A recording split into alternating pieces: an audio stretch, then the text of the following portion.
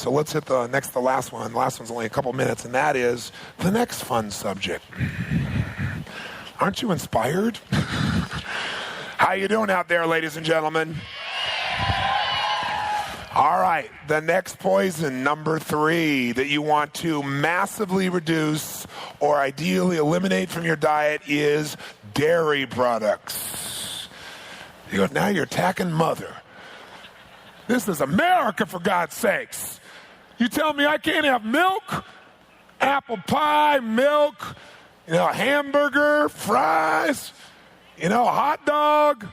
When I first started teaching health seminars almost 20 years ago, and I brought up not consuming dairy products, I got a more vicious response than anything else I talked about.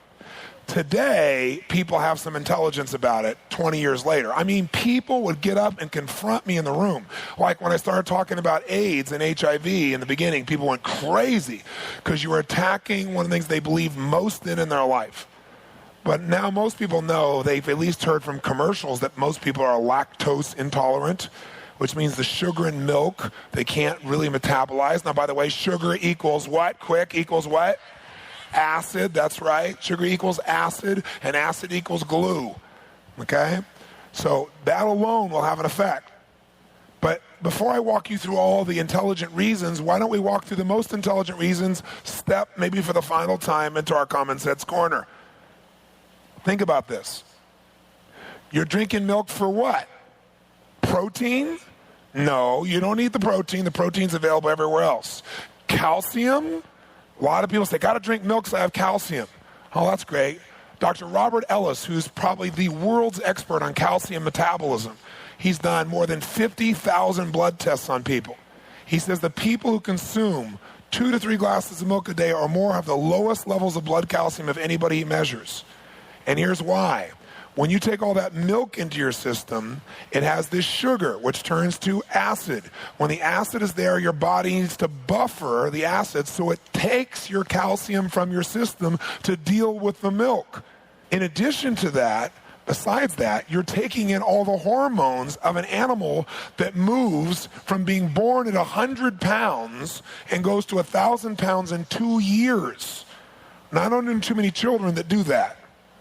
Right? Maybe they go from 7, 8, 9 pounds, 5 pounds over 21 years to 200 pounds. You cannot take that massive growth hormone in your body and not have it affect you. And you look at our kids, they've been affected. They got butts that look like cows. You got males that actually literally start to have male boys that have like what looks like breasts. It's all this growth hormone that's being thrown into their body.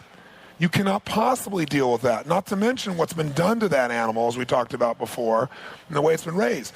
In order to get this milk from these cows, they're constantly impregnated. They're constantly put into that system so they can keep juicing them for this milk. Plus, there's a million factors. There's the fat content. There's the XO content. I'm not going to walk you through. The night is long, so I'm not going to go through more content. All I can tell you is it's the most mucus-forming food you can imagine.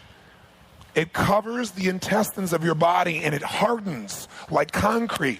And what happens is in your intestines, there's these little villi, like little feelers, and as nutrients come by, they grab them, and that's how you actually absorb your nutrition. They cover the villi and they get hard. And now the villi cannot absorb your nutrients. The more milk you eat, the harder it is for you to absorb any nutrients. Cheese takes 4 times the amount of milk to create the cheese. It's just concentrated milk. Now listen, my favorite food on earth used to be pizza. I mean, that was it. I would order 2 giant Canadian bacon or pepperoni pizzas. That was my thing. I mean, this was true for 4 or 5 years of my life until I cleansed my system and figured out I'm eating dairy products and meat. What's coming on my face, I'm putting in here. It wasn't just magically in the middle of the night, but little mucus bugs don't walk in the middle of the night and start building mucus inside of you. You ate that mucus. You ate that cold. You didn't suddenly have something sneak in and make it all up. That mucus comes from all the crap you've taken in, and dairy products, incredibly mucus forming. You got allergies, get rid of the milk and watch what happens, and get rid of the meat. The large protein molecules of a cow irritate, and they're also acidic. They irritate your cells. And if that's your genetic tendency, think of it this way. If I take you right now in your arms like this and I rub it, no problem. But if you got scabs from acid, from these large proteins bumping up against them, I could put a feather here and you're going to jump. Well, people who have this incredible response to tiny little things like dust particles, it's because the mucous membrane of their body has been so massively irritated. It's coated and irritated. So your body overreacts to dust particles, to pollen, to little things. I've seen so many people with allergies wipe it out by eliminating dairy products and by eliminating meat products, but dairy is the big one. And then, I didn't know what it was back then, but they were eating mostly vegetables, mostly water content. They were alkalizing, getting rid of the acid that's made your body so sensitive that now you respond to a dust particle or a piece of pollen. You're not that weak, but you are if you're poisoning yourself on a regular basis. So dairy products are the worst. And that's tough. You go, well, you mean ice cream? Haagen-Dazs? Yes, that's what I mean. So we say, but okay, fine, I'm done. I can't do this. I can't enjoy myself. Not true. Go freeze some bananas. Put them through a juicer. It comes out like soft serve. It's delicious. It's tasty. It's still got some acid because it's got sugar, but it's in a natural form. There's no animal byproducts. It's not going to clog you up. There's no fat involved in it, and it's really good. How many have ever done this? Say aye. It's delicious. So you don't have to give these things up. You just got to be smart. And again, 70% water content. Be intelligent. If you're going to have some cheese, cut it up in a big salad and have some vegetables and let that water content help to move it through your system so hopefully you don't get too clogged. Does that make sense to you? Yes or no? It's really, really important. I mean, these dairy products, and come back here for one more time. Common sense. Let me ask you a question. Cows don't drink cow's milk. Why would you? Cows don't drink it. Baby cows do. Baby cows drink cow's milk. Baby zebras drink zebra milk. Baby humans drink human milk. But what's really interesting is this. Every animal I know of on earth gets weaned except humans. And we don't even bother to keep sucking our own milk. We go steal from another animal. Think about it. Can you imagine? When you're drinking milk, you're sucking off a cow. Get clear. You're sucking off a cow. Just because somebody else squeezed it's not different. Can you imagine? Here's this couple. They're out for a nice Sunday stroll.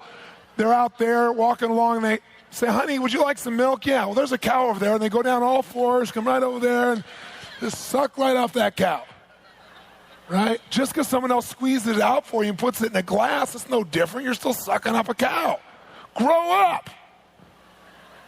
See, you're not made to be drinking milk still. Grow up. You don't need it for calcium. It's going to leach your bones of calcium. You don't need it for protein. Your body's already got plenty of protein. You don't need any more mucus in your system. If you want the texture of milk, get almonds, put them in a blender with water. Blend them, strain it, you'll have almond milk. No downside for you. Tastes wonderful, has a different flavor to it, and you can use that milk with whatever else you want to have if you really want that texture. There are choices. I'm not here to try and take away your choices. I'm sure this last part feels like that. The first part didn't, right? This might feel like it. But there are just a couple of things that'll kill you. So I thought we should mention them. Okay? They just go kill you, so, I'd prefer you stayed. And you'll go to more seminars if I keep you here, right? You get the idea? I mean, seriously. So dairy products, you've got to at least reduce massively the intake of if you want to be healthy. Ideally, eliminate. How many of you, for just 10 days, because by the way, all I'm talking about is trying 10 days. At the end of 10 days, you don't want to do this anymore? Go back. You wasted a day with me. Maybe you'll keep some of it. But if you do it for 10 days, if you really do it 30, you'll never go back. This will be your life. Because you'll have such a good feeling that the reinforcement of that feeling, of that freedom will be like nothing you felt before. How many of you will, for the next 10 days, to eliminate or massively reduce the amount of dairy you take in? Say aye. All those opposed. Now, you might say, well, does that mean butter? If you want to use some condiments, use some condiments like butter and that. They're more acid, but they're small amounts, tiny amounts, mostly water content, okay? And you'll be okay. But don't drink milk, for God's sakes. You want like a shake? Like I used to love milkshakes? Go take that almond milk, the almonds, raw almonds, so they're not acid. Blend them in water. Freeze some bananas. Get some dates. Put the bananas and the dates in the blender, blend it together. It is the most it's an almond shake. It is unbelievably, it'll taste like any milkshake you've ever had, and it'll be great. You'll have no animal products, nothing wrong with it. Is it sugar? Yes, obviously. Is there some acid in there? Yes, there's acid in everything, but it's not a lot, and it's not you're not going to make an almond date diet where you have that 9 times a day. If you had that and it was delicious, great. Go enjoy yourself, for God's sakes. But don't kill yourself while you're trying to enjoy yourself. And it'll taste as good or better than the shake you've been having, okay? I'll answer questions at the end. All right, so we're down to our final step. How many of you are still happy? You'll be happy based on how you feel. Trust me on that, okay? All right, flip over, if you would, to our final step, which is dramatically reduce or eliminate acid addictions from your diet. Now, we've been talking about acid all day long. I put down here on the bottom of page 77 the new USDA food pyramid. They've gone from the 4 basic food groups to this big, giant improvement called the food pyramid. And look what they want you to eat the most of. Bread, cereal, rice, and pasta. All carbs, all sugar, all turns into what? Then vegetables, maybe. Then they want milk, yogurt, cheese, meat, poultry, fish, dry beans, and eggs. And then some fats and oils. This is an acid diet. You do not want an acid diet. What are the acid diet elements? You know what they are. Let's just review them on the next page. Number 1 is sugar. What's the 3rd biggest disease in this country? Diabetes. Because we're living in a world where we're constantly consuming sugar. So you certainly want to avoid white sugar as much as possible. You already know that. You know what it's done. And if you've done any studies at all, you know what it does to you emotionally. You want to be convinced never to touch white sugar again or get it away from your kids? Read a book called Sugar Blues. It's a classic. You read that, you will see sugar as morphine. You'll see, and they go through case after case. We see all these kids now are hyperactive, and we're putting them on Ritalin. But we keep throwing them soda pop like it's going out of style, sugar like it's going out of style, making them so acidic. When people are very acidic, they get speed up because they've got this frenzy inside of them. Right? You want to make sure your kids are more balanced. Get them on a more alkaline diet and watch their behavior balance. Everything's, you don't have this up and down emotional curve because your blood sugar isn't doing that. You have this steady, continuous, growing strength and burn of energy. And that's what you want for your children as well. So sugar, obviously. Vinegar is the byproduct of decay. It has acetic acid in it, which affects your liver. It is very much operates like alcohol does in your body, and it is extremely destructive. Nicotine is obvious. I mean, at this point, if you're still smoking, can you smoke and really be healthy long term? Yes or no? You can live, but you can't be healthy. Do you remember that ad that was done by Yul Brynner many years ago? He's dying of emphysema, and he always fought and said cigarettes don't matter because he was always so young and robust, even when he was older, and he started wilting away, and it shows his face wilting away and everything else, and he comes on, and he just comes on real simple, and he says, "Don't smoke, or you'll be joining me." Very dramatic. You can't smoke cigarettes and be healthy. And why would you? Because you can't control your fingers? The only reason you're smoking is try to meet which needs? Which of the 6 needs? Quick. Come on, which of the 6 needs? Certainty, you can relax because when you take a deep breath of a cigarette, you cause yourself to relax. The second way is a way of connecting with yourself because you're stressed and everything else, so now you go off and you do this, it's like giving yourself something, so you feel like you're giving yourself a gift. Thirdly, at one stage, it may have been significance.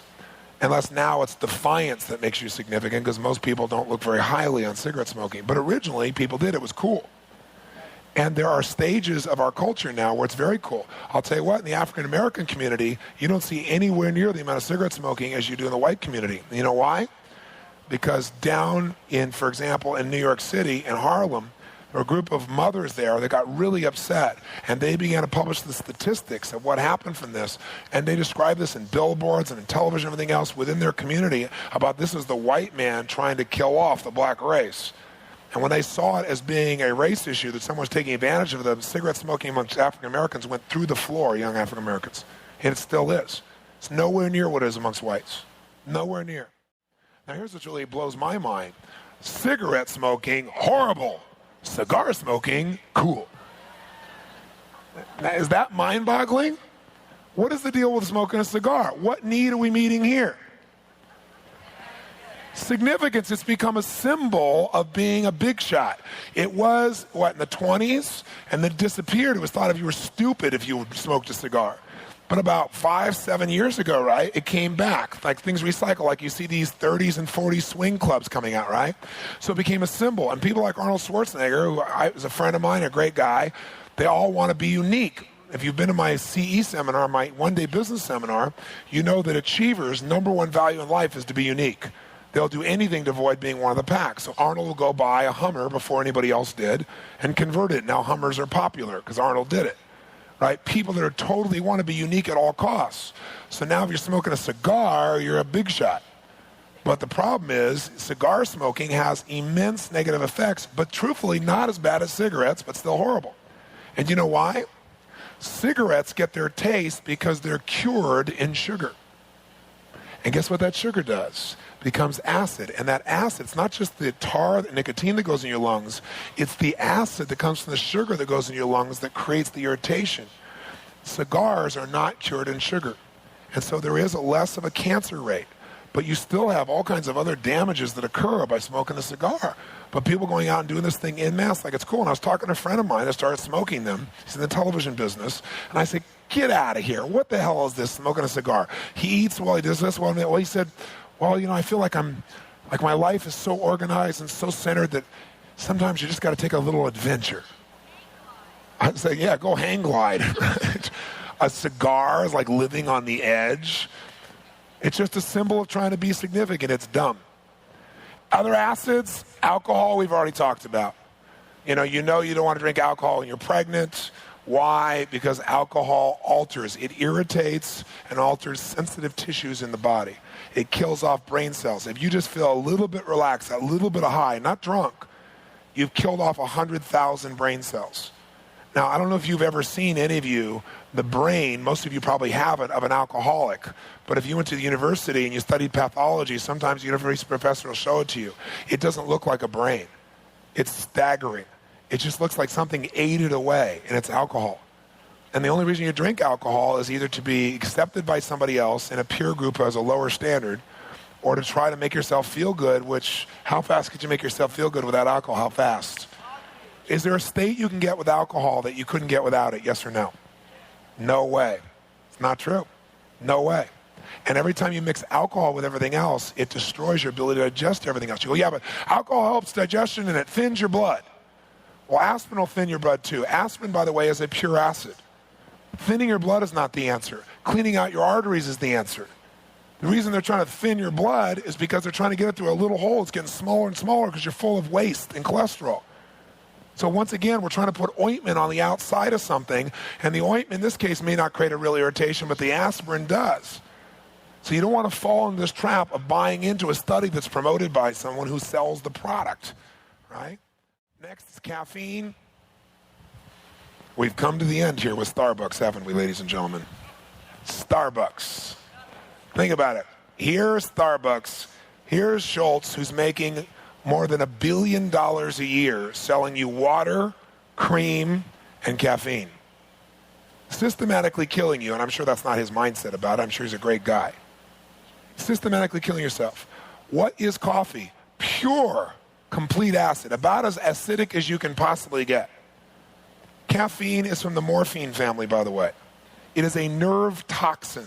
The only reason you drink coffee is because you've been conditioned to do so and because you eat so terribly that you need the stimulation to try and pick up your energy.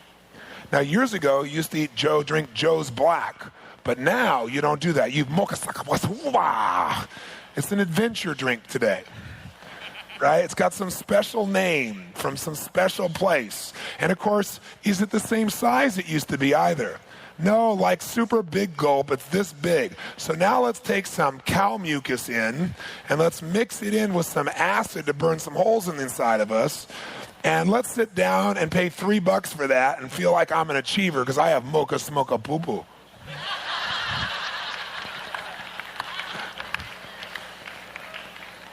I'll tell you where it really scares me is these young girls. These young girls, they call them latte girls now, right? Right, you know what I'm talking about? They hang out at Starbucks, and they're young girls who are really impressionable, and they want to get boys' attention, and they want to be skinny, so they don't eat. And so what happens is their body is very acidic, and then they drink coffee on top of it to keep their energy going and so they don't feel hungry. And plus, it's a cool place to hang out because they create a nice environment. I saw the blood, for example, one woman had cancer. Dr. Young had worked with her. She'd cleaned out her body of all the cancers, totally healthy. And I saw her before and after blood. And that day, she brought her daughter in. And there are patterns in the blood that you can see that are very predictable that Dr. Young has spent 15 years of his life to predict. And it's like fingerprints. Because the acids in your body, when you prick the blood through centrifugal force, when the blood comes out, the acids are the heaviest part and they come out to a specific position on the blood. Like when my wife's blood was done, I never knew she had a heart murmur, where it speeds up, I guess. She never told me. And I was there and the woman looked at me and said, "You have a heart murmur," from a dried piece of blood. And in every single drop of blood, there was this pink spot in the same location on every piece of blood. There are like 9 things. And it's like a fingerprint. It shows where the acids retain. So you can see when somebody has irritation in their prostate or irritation in the breast. You can see it from their blood without them even knowing anything. And you guys will have this experience when you go to Mastery because that's an intensive test that's available for you there. But what's interesting about it is you look at this thing and you see the blood, and we look at this little girl, and I began to identify the patterns as an amateur. I would never diagnose anybody. I'm not qualified to do that. But I'd seen it enough, you start to know what it is. So I turned to the person next to me and I said, "This girl has internal bleeding." Because there's a certain place in the body that becomes irritated. It has a certain color on every drop of blood. I mean, it's severe. And so Dr. Young, when it came to him, he said, "You have severe internal bleeding, don't you?" And she said, "Yes." She's been having her period nonstop for 12 weeks. She's been sick as a dog. She can't figure out what it is. And what she is when you looked at her live blood, there's 2 blood tests. One's dried, one's live. We looked at the live blood, it looked like a battlefield. Everything was just blitzed. Like, would normally see these round, healthy cells or cells like weird shapes, triangles, crinkles, like golf balls, all mashed up and everything else, not able to bring what she needs because her body was so purely acid. And you know what? Was that genetic from her mom who also got cancer? No. She took on her mom's lifestyle. She ate the same way her mom did, had a lot of the same emotions. A lot of things we think of as genetic, very often not genetic at all. It's that we inherit and we duplicate the lifestyle and habit structures of the people we live with. And so what's neat about it is, I don't know, I haven't seen her since then, but I know, having seen enough of the other people that Dr. Young worked with, that she'll be fine as long as she's alkalized and energized and gets it done. But she was in a very severe place at, I think 13 years old. You don't want to drink coffee. Please find yourself something else. Make a transition to an herbal tea so you get that warm feeling you want and stuff, and have something to drink and go to the same place. But don't drink a cup of acid to start your day and stimulate your adrenals till they're worn out and someday they're not there for you, and fill yourself full of cream and mucus that now cause you not to be able to absorb the nutrients you need, and then wonder why you feel a bit tired or frustrated, or maybe 2 years from now or 3 years from now you got a problem. Women with breast cancer, I got to tell you something. All the studies, go do your homework, and you'll see all these studies about women where they eliminate coffee, and what happens to the nodules in their breasts disappear. Because again, it's acid irritating the cells, and then the lymph surrounds it and starts to grow. Coffee is one of the worst things you can take, and we take this neurotoxin every day because it's social hypnosis. But I gotta tell you something. If you want to be like everybody else, you get to suffer what everybody else suffers. Unhappiness, a life that's unfulfilled, frustration, overwhelm, broke, fat, or ill health, dying of heart disease or cancer. That's not a generalization. That's the majority of America. Now, if you want that, live like they live. If you're going to lead and not follow, and believe and not doubt, and create and not destroy yourself, and be a force for good, then you have to be able to do something like defy the odds of what everybody else is doing around you, and set a different standard for yourself and step up. Or go back. But you got to decide which one you're going to do to make the thing happen.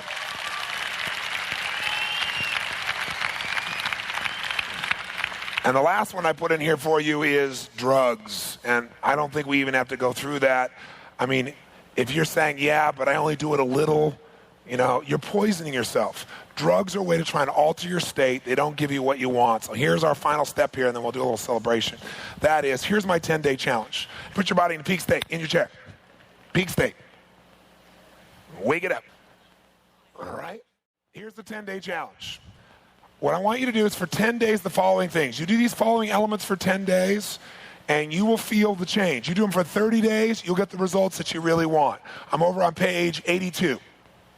Number 1, for the next 10 days, you're going to do vital breathing. Ratio 1-4-2, 3 sets for the 10 straight days. How many will do that? Absolutely. Say aye.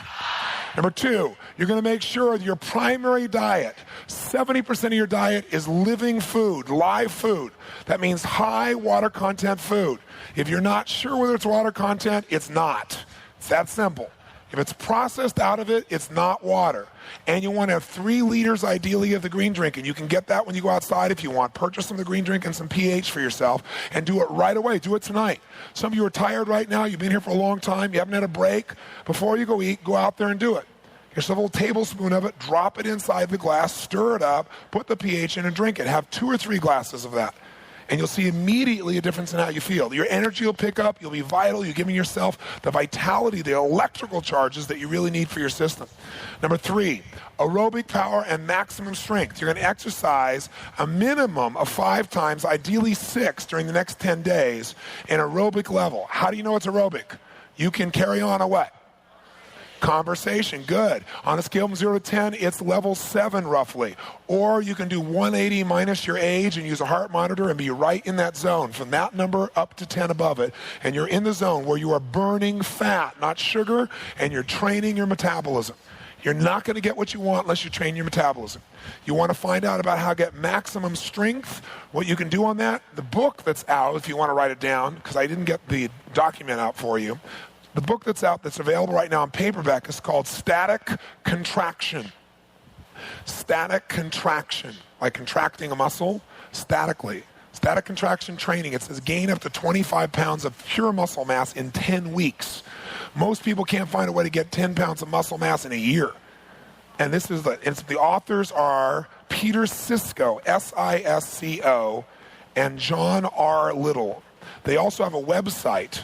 So if you want, you can pick up the book. We gave you a handout that describes that as well. How many are going to absolutely work out at least 5 out of the 10 days for at least 40 minutes? Give yourself the gift. Ideally in the morning, say aye. Outstanding. Next element. Number 4, maximum nourishment. You're going to break your fast with what, guys? Quick. Vegetables, green, live foods, alkalizing foods. Number 2, you're going to properly combine. How many are willing, at least for 10 days, to have mostly vegetables, mostly salads, and only one concentrated food, either the bread or the pasta or the grains, the carbs by themselves, or the meats or the proteins by themselves? How many will do that? Say aye. Good, very good. Number 5, you want to make sure you direct your mind.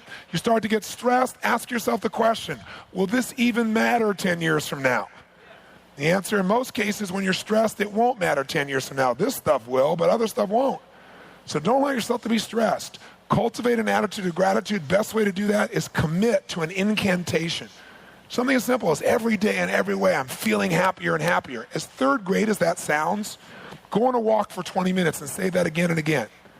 Do you ever get a song in your head and you can't get out of your head and it keeps playing? Well, how about getting this as your song? So that your mind is directed towards looking for what's happy, looking for what's joyful, looking for what's energetic. You think you're having trouble with your diet? Go out and create an incantation, right? I'm a lean, mean triathlete machine. I don't know what it is. Whatever you're going to do, again, again, and again, right? I run, I bike, I whatever. Create a little rhythm for yourself. Say it again and again, and pretty soon, whatever you attach the words I am, you will become. And you'll never go back. Here's how you eat this way. Become an athlete. Don't be a person. Be an athlete. Be somebody, come up with a term for yourself, like I'm an Adonis to yourself that makes you smile, because you know it's silly, but it gives you a kind of a standard to play by in terms of your energy and your focus. It raises your standard. All change comes when you raise the standard, when you change your beliefs, and when you get a new strategy. Today gives you a chance to do all 3. You got to raise the standard, or this is all a waste of time. Raise the standard says, this is my must, not my should. For 10 days, that'll get you momentum. 30 days, if you'll stretch it out there. After 30, you'll stick with it, because by that point, you'll own it. 6, structural support. Get some rest, get some sun, get a massage. Find somebody who can give you this kind of support. Get Pete Egoscue's book, or get yourself to a chiropractor just for a checkup. See if you're aligned or not. See if you can develop some exercises that support you that way. 7, eliminate or dramatically reduce processed, which means cooked fats. Those want to do that on a dramatic level for 10 days. Say aye. Outstanding. Next, eliminate or dramatically reduce animal flesh from your body. Make sure for 10 days you don't do it. I really want to ask you, please, for 10 days, don't eat it at all. How many people want to try this little vegetarian lifestyle just for 10 days? How many want to do it? Say aye. 9. Eliminate milk, cheese, and dairy products, or at least reduce them massively so you only have them in a salad. I'm going to ask you for 10 days to eliminate them other than maybe butter or a salad dressing, but not to have a concentrated dairy product. No milk, no cheese, no ice cream. If you got a craving, go freeze some of those bananas, put them through a juicer. If you don't have a juicer, go buy one. If you don't have the money, sell your car, get a juicer. It'll get you further. Okay? Trust me, the juicer will get you much further. Okay? Next, eliminate acid addictions. I'm going to ask you for the next 10 days. This is the big ask. For you, not for me. I'm nobody. No coffee for 10 days. Now, you're going to freak. So here's how you not freak. What do you got to do so you don't start getting headaches? Breathe. Good, sir. That was the right answer. Breathe. Deep breaths and eliminate. What else you got to do? Alkalize. Drink lots of green drink, and what will happen is by the end of a few days, you won't have the poisons. Now, you start taking that green drink. Let me tell you what's going to happen. You're going to do this. You're going to start breathing. Energy is going to start pumping into your body. Right? You're going to start having this energy going. You're going to have your lymph systems going. It's going to take all these poisons that have been hanging out, start getting rid of them. Then you're going to drink all this water, and you're going to drink this green drink, and you're going to discover you have a colon. Okay? Things are going to start moving. And by the way, how often should you be having this eliminative process? After every meal, you should be having it. Now, how many of you in this room have this experience? I can't believe I'm having this conversation. I must really love you to have this conversation. I got to tell you that. All right, family. How many of you have this eliminative process 2 to 3 times a day? How many of you have this eliminative process? I'm not talking the flow of water. I'm talking the flow of mass, okay? How many have this flow of mass happen only, let's say, once a day? How many have this flow of mass happening less than once a day, like once every 2 or 3 days? How many of you have this flow of mass happening like only a couple times a week? Okay, those who raise your hand, these last groups, you better start drinking green drink fast because you cannot maintain those poisons in your body that long without becoming ill long term. You just can't. When you start drinking this green drink and you start breathing, what's going to happen? When your body gets all this energy, it's going to go, hallelujah, we finally aren't in a denervated state. Let's rock and roll, baby. And it's going to start pushing the stuff that's in your cells, the waste products, back into your bloodstream. And if you aren't alkalizing, what's going to happen is you're going to feel a little sick and go, that Robbins, I want his diet, now I feel sick. Now I'm blowing all this mucus out. Well, you're blowing out mucus because your body has enough energy to finally get rid of it. Most of us start sneezing, we take a drug, push all the mucus back in, let it keep compacting until it becomes so toxic it shows up as disease. Remember, disease is the cure. The body, if it starts eliminating, you're having a cleansing crisis, that's a good thing. But if you alkalize, you won't go through the crisis part. You won't go through the pain. You might blow out a bunch of mucus. You might blow out some other stuff, you know. But what's going to happen is it's a joyous moment when you realize it's years added to your life. Many of you will freak. You'll have this burst of energy, and it'll happen. And by the way, if you keep alkalizing and the body gets that this is a regular thing, then the fat will just drop off. Because you will not be in a position where you're trying to figure out all the time how to protect yourself. And if you're exercising aerobically and not anaerobically to extreme, you won't be adding that acid. So what this gives you is a chance to be fully energized, fully alive, fully focused, ready to play full out. So what you did this weekend becomes a lifestyle that you can enjoy and not be half dead from. The first piece of advice I have when you leave here is, what should you do right away? Before you leave here, when you leave here, what should you do? What's the first thing you should always do? Breathe. What's the second thing you should always do? Drink some fluids, get yourself some green drink. If you don't want to buy it, I put some out there for you anyway. Just drink some, okay? Make sure you get that in your system right away. Those are the first 2 things you want to be doing. And then maybe on your way to your car, going back to your hotel, maybe really enjoy that walk. Think about what you're grateful for and start to direct your mind. Make this part of your lifestyle, and you have some great wins. My hope is you'll develop enough certainty inside yourself. You'll do this for 30, not 10 days. Because if you do, I know your life will never be the same on a level that's probably as important or more important than the whole weekend. You do this, your life will change radically. You don't do this, which is easy not to do. because you're going to go home and you're going to be hungry and you're going to want convenience. So you really want to commit yourself, go home and do that little funny thing I said. Take all the stuff, flush it down the toilet while you play some great song and dance around it. Be outrageous. Commit an act that gives you a new identity, and then all of a sudden you'll find a new life.